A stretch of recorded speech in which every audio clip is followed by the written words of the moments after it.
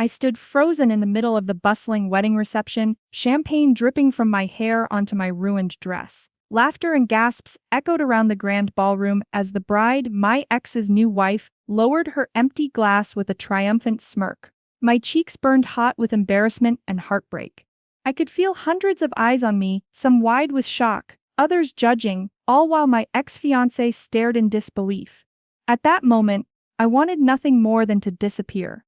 The humiliation was palpable, and the ache in my chest was almost unbearable.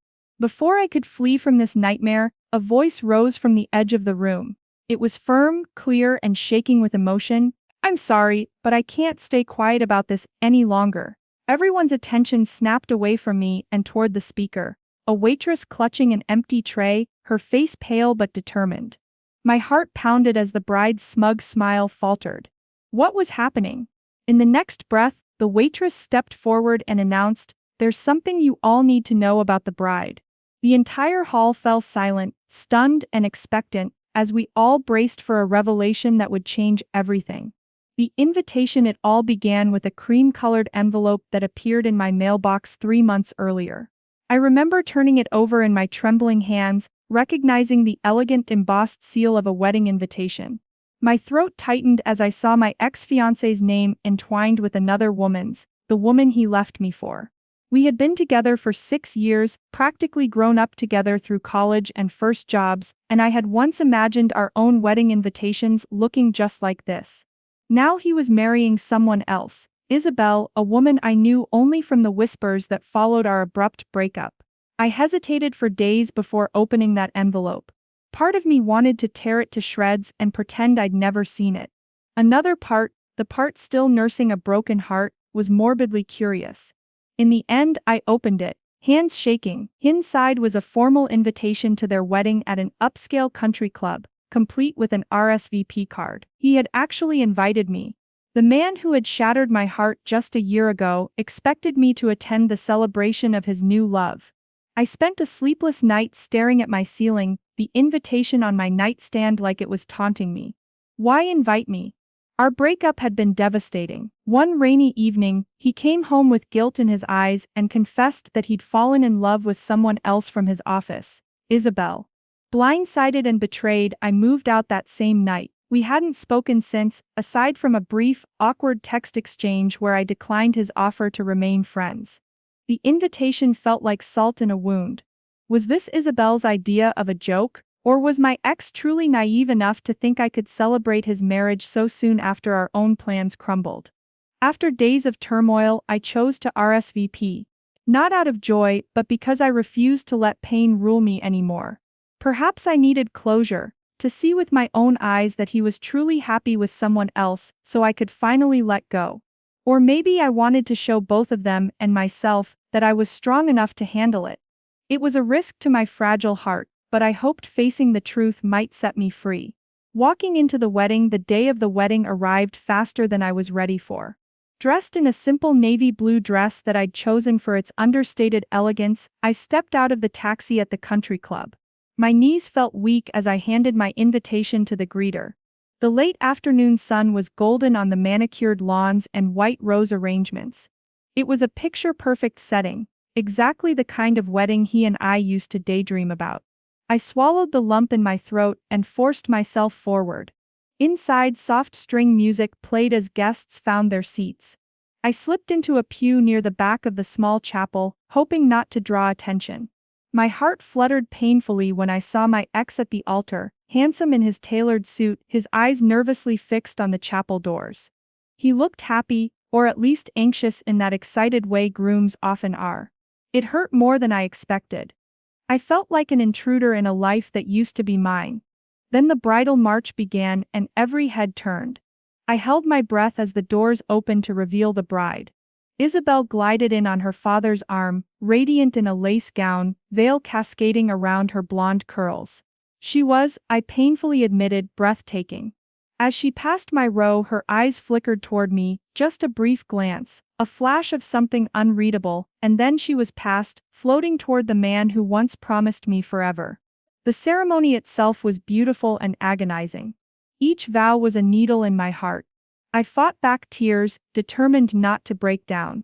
When the pastor pronounced them husband and wife, the guests erupted in applause and joyful laughter. I clapped softly, hands shaking. It felt like closing a chapter, one I hadn't wanted to end. As people stood and began filtering out to the cocktail hour, I stayed back, needing a moment to compose myself. I didn't expect anyone to notice me, but as I wiped a stray tear and steadied my breathing, I sensed someone approaching. "You came," said a familiar gentle voice. I looked up to see my ex, Ethan, standing in front of me. There was a mix of surprise and remorse in his eyes. I opened my mouth but no words came out at first. He cleared his throat. "Thank you for being here. Your name. It means a lot that you came." His words were polite, but his face betrayed guilt. I managed a small tight smile. "Congratulations, Ethan, it was a lovely ceremony," I replied, my voice steady despite the emotional storm inside. I noticed he didn't look directly at me, almost as if ashamed. Perhaps he remembered that this should have been our day.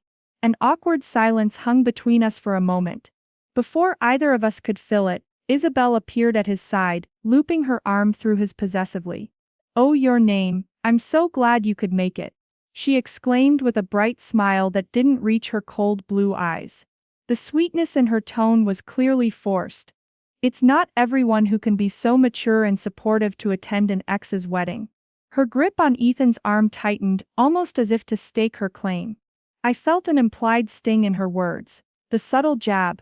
Supportive? Mature? It sounded like she was patronizing me for showing up, implying that I still needed to prove I was over it. I kept my polite smile. "I wouldn't miss it," I lied softly, lowering my gaze. Ethan shifted uncomfortably. "We'll see you at the reception, okay?" he said, gently guiding Isabel away. She flashed me one last unreadable look over her shoulder as they left, and I released a breath I hadn't realized I was holding. The bride's humiliation game. The reception hall was decorated in twinkling lights and lavish floral centerpieces. By the time I found my assigned table, most guests were already mingling with cocktails in hand. I sat down and exchanged polite introductions with the others at my table, distant relatives of Ethan's and a couple of his co-workers. They knew who I was, or at least that I was the infamous ex-girlfriend. I could tell by the polite, sympathetic smiles. I wanted to crawl under the linen tablecloth every time someone gave me that look. To distract myself, I sipped the champagne a roaming waiter had poured and surveyed the room. Ethan and Isabel were circulating among the guests, thanking them for coming. I tried to avoid staring, but it was hard not to watch their every interaction. Isabel was perched on Ethan's arm, exuding confidence and joy. When they finally made their way to my table, I braced myself and stood up, putting on my best face. "Cheers to the happy couple," I said, lifting my glass with what I hoped was a gracious smile. Ethan smiled back, relief flickering across his face that I wasn't causing a scene. Isabel looked me up and down, as if assessing a threat, then raised her own glass. Her lips curled in a smile that felt more like a challenge. "Cheers. And might I just say your name, that color suits you so well," Isabel said, her tone sugared. "Blue, isn't it, so calming? I'm glad you didn't choose something more eye-catching. Today's my day to shine after all." My cheeks flushed. A few people nearby tittered into their drinks. I bit the inside of my cheek and managed a cordial nod. "Of course. You look beautiful today," I replied. It cost me to say it, but I refused to give her the satisfaction of seeing me upset. We all sat as dinner was about to be served. I prayed that would be the end of our interactions, but Isabel wasn't done. Throughout the meal, she found little ways to make me squirm. When the salad came, she sent a waiter with a special cocktail to my seat, announcing loudly that she remembered it was my absolutely favorite drink from when I was with Ethan, except it was something I was allergic to, a detail Ethan would surely know. I politely declined it, my heart pounding as I wondered if that was intentional or just an ignorant mistake. Ethan frowned in confusion at the gesture, clearly not involved in that idea at all. He even murmured to her, "She never drank those with me." But Isabel just shrugged innocently. Later, during the toasts, Isabel's maid of honor gave a sweet speech, and Ethan's best man cracked everyone up with college stories. I thought I was in the clear.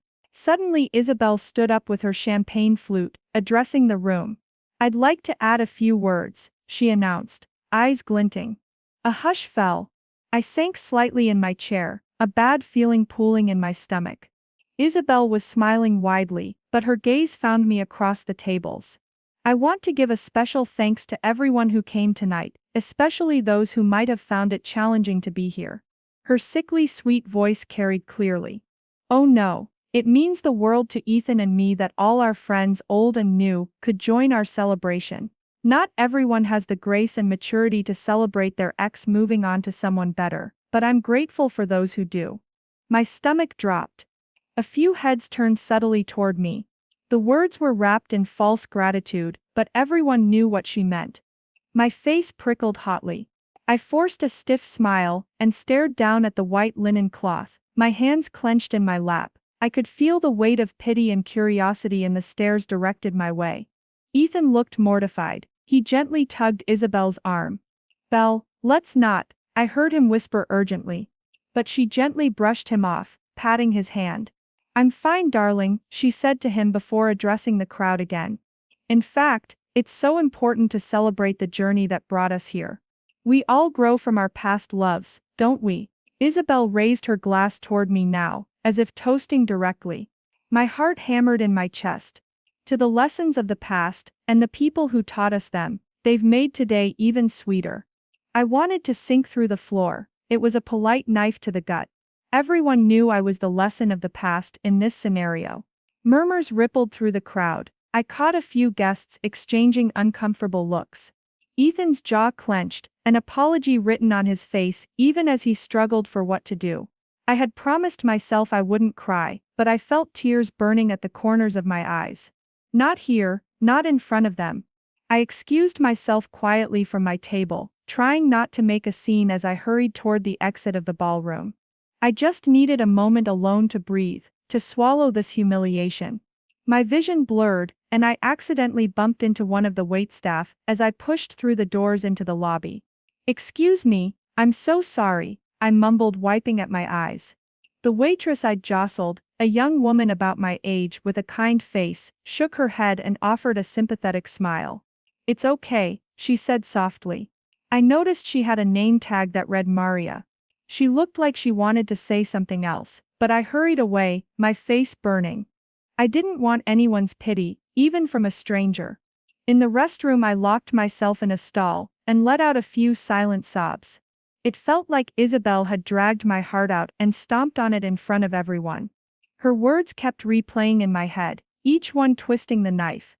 After all this time trying to heal, here I was, falling apart over him again, or maybe just over the cruelty of it all.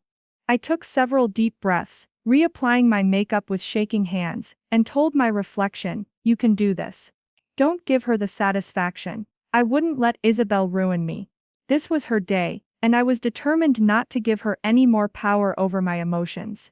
When I returned to the reception, the cake cutting was just finishing up, and people were starting to move onto the dance floor. I considered slipping out quietly, but a stubborn part of me refused to be chased away. I made my way to the bar for a glass of water to cool my flushed throat. As I stood there, I heard a burst of laughter behind me. Isabel with a few of her bridesmaids, glancing in my direction.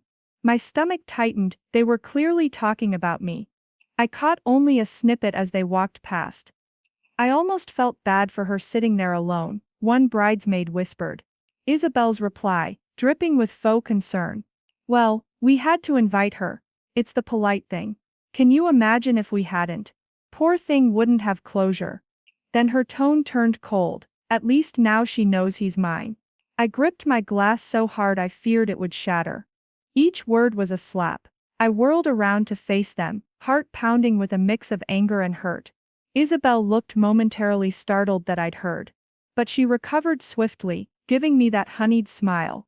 "Your name, we were just talking about how lovely you look," she said, loud enough for nearby guests to hear as music thumped in the background. Enough, I was done being her punching bag. I stepped forward, trying to keep my voice even. "Why are you doing this, Isabel? I came here to support Ethan and you, to be respectful. I've done nothing to you." My voice shook despite my effort to sound strong. Her eyes narrowed, the polite mask slipping for the first time. In a low voice meant just for me, she hissed, "You being here is a reminder of his past that I don't need. Do you think I wanted you here?" This was his idea. "He still feels guilty about you, and I hate that. I want you gone." I was stunned by the venom in her tone. Before I could respond, she seized upon an opportunity that passed by on a tray, a waiter carrying flutes of champagne. She snatched a glass, and with a chilling smile, she lifted it as if in another toast. "Oh, how clumsy!" Isabel gasped suddenly, and in one swift motion, she tossed the champagne straight at me. The cold bubbly liquid hit me square in the chest, splashing up into my face and soaking my hair. I stood there in shock and disbelief, droplets of champagne dripping from my eyelashes. The gasps of nearby onlookers, and the sudden silence of those around us told me this scene had caught everyone's attention. Isabel put on an exaggerated show of concern, clasping her hands to her mouth. "Oh dear, I'm so sorry," she cried out, though her smirk betrayed her delight. "I must have tripped." For a moment the world seemed to stop. I could see Ethan across the room, his eyes widening in horror as he realized what had happened. The music died down, and people formed a loose circle, whispering and staring at me, the drenched miserable ex-girlfriend, and the bride who had accidentally doused her. I felt hot tears of humiliation welling up. My throat clenched, and I struggled to breathe normally. This was a nightmare. I wanted to scream at her, to reveal to everyone the cruelty behind her saccharine facade, but the words caught in my throat. I was afraid that if I opened my mouth, I would just break down and sob in front of everyone. The back of my throat burned with unshed tears, as Isabel tilted her head, regarding me with victorious glee. The waitress's secret. That's when we all heard Maria's voice ring out. "I'm sorry, but I can't stay quiet about this any longer." It was the same waitress I'd bumped into earlier. She stepped forward, from the cluster of catering staff by the wall, her face determined and a little pale. In her hand was the now empty tray, which she set down with a clatter on a nearby table. All eyes turned to her, including Isabel's, whose smirk faded into a confused frown. The room fell silent, except for a few murmurs. Isabel blinked, clearly caught off guard. "Excuse me," she said, with a brittle laugh. "Is something the matter, waitress?" Her tone dripped with disdain on that last word. The subtle dismissal, "You're just a waitress, why are you interrupting?" was evident to everyone. Maria's gaze darted to me, then to Ethan, and finally settled on the bride. She stood up straighter, as if gathering courage. "Yes, something is the matter," she said loudly. "What's the matter is that the woman you just humiliated doesn't deserve any of this. And you," she pointed directly at Isabel, "are not who you pretend to be." A collective gasp rippled through the crowd. My heart lurched in my chest. Isabel stiffened, her eyes flashing with panic for just a heartbeat before she regained her composure. "I'm sorry," Isabel said icily, her voice sharpened, "but what on earth are you talking about?" By now Ethan had hurried over to us, his face a mixture of concern and anger. "Isabel," he said, in a low warning tone, clearly mortified by what she'd done, and now this unfolding scene. "Ma'am," he addressed Maria, "if you have something to say, please, say it clearly." Maria nodded, swallowing. Though she was nervous, she didn't look away from Isabel. "I didn't want to ruin your wedding," she directed at Ethan apologetically, then her eyes flicked back to the bride. "But I can't watch her hurt people and stay silent. I overheard something before the reception that everyone here, especially you, deserves to know." I realized I was holding my breath. The entire room seemed to hang on Maria's words. Isabel opened her mouth, perhaps to interrupt or dismiss her, but Maria lifted her chin and spoke over the bride's attempted interjection. "I was coming back from the staff break room, about an hour ago," Maria said, voice steadying with resolve. "And I heard the bride talking on her phone in the hallway. She was upset and didn't notice me around the corner." Maria's eyes never left Isabel's now. I saw a flicker of fear in Isabel's expression, though she tried to hide it. "She was saying," Maria continued, "that this wedding was just for show. That as soon as she has the marriage certificate, and the stupid prenup," Maria made air quotes with her fingers, "signed, she's going to make sure she gets what she really wants." Murmurs erupted. Ethan's face drained of color. Isabel's eyes went wide. "What are you?" she started, voice cracking slightly. Maria didn't stop. She said, and I quote, now Maria's voice rose louder, clearly for everyone to hear, Once I'm his wife, half of everything is mine by law. I'll put up with this charade for a few months, then I'll divorce him and take what I deserve. He'll regret ever making me sign that prenup. A collective gasp of shock swept through the guests. I heard someone drop a glass. The shattering sound made me flinch. My own mind was reeling. Isabel, who had tormented me for still loving Ethan, had never loved him at all. She was planning to swindle him. Ethan looked like he'd been punched. Isabel, he whispered, staring at his bride in horror.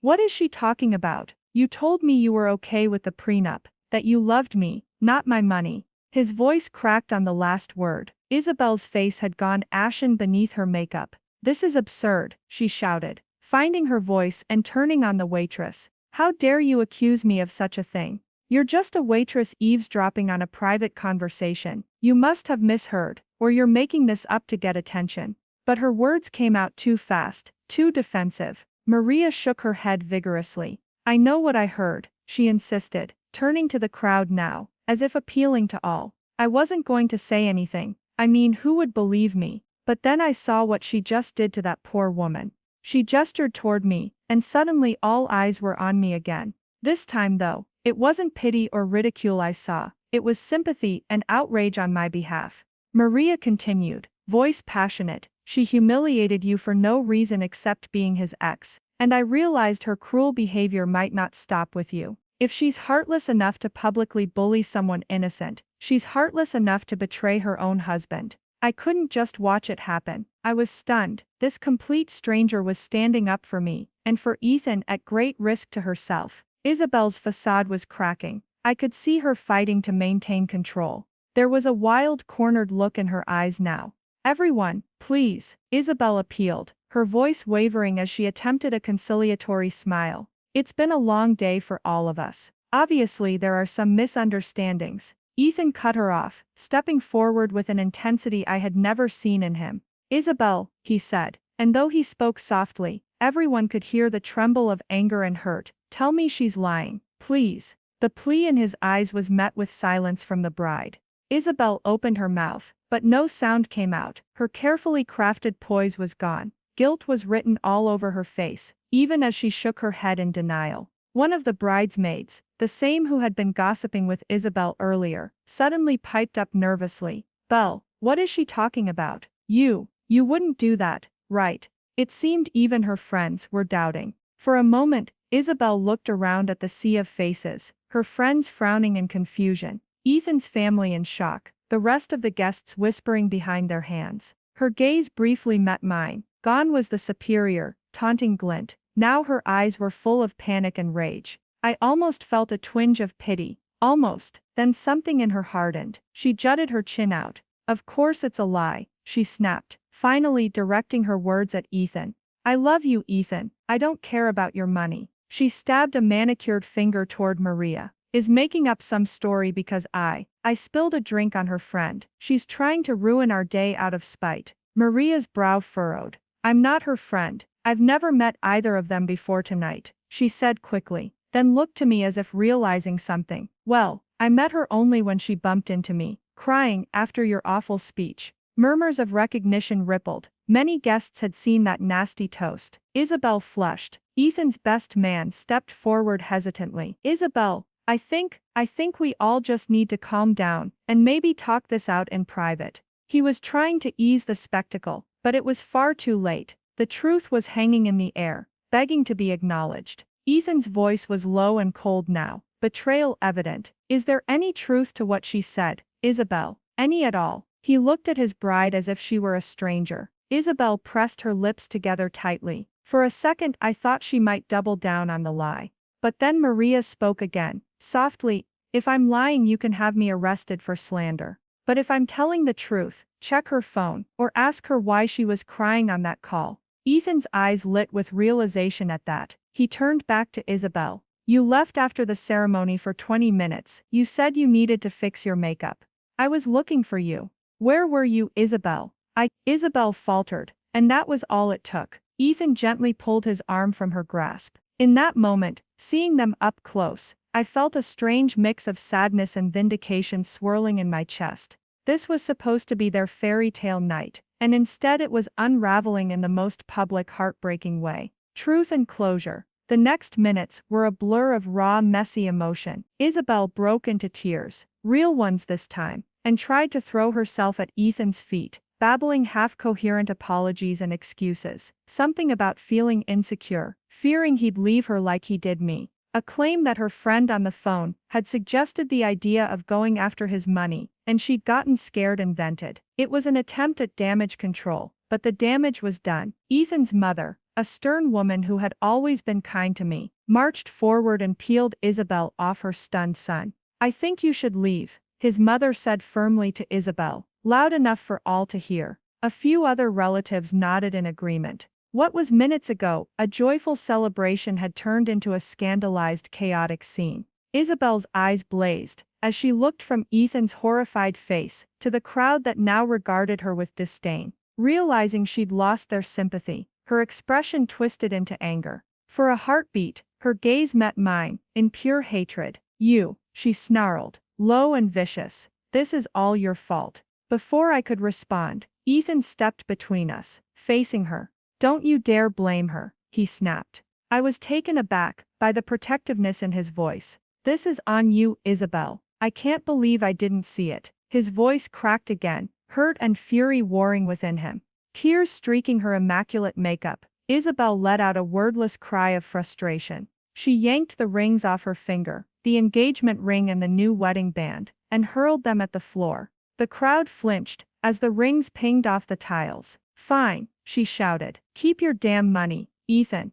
I hope you're happy together," she spat, casting a wild gesture toward me that made it clear whom she meant. With that, Isabel gathered the skirt of her wedding gown and ran. Two of her bridesmaids hurried after her, calling her name, their voices echoing in the stunned silence. A moment later, we all heard the heavy banquet hall doors slam open as the bride stormed out into the night, humiliated and alone.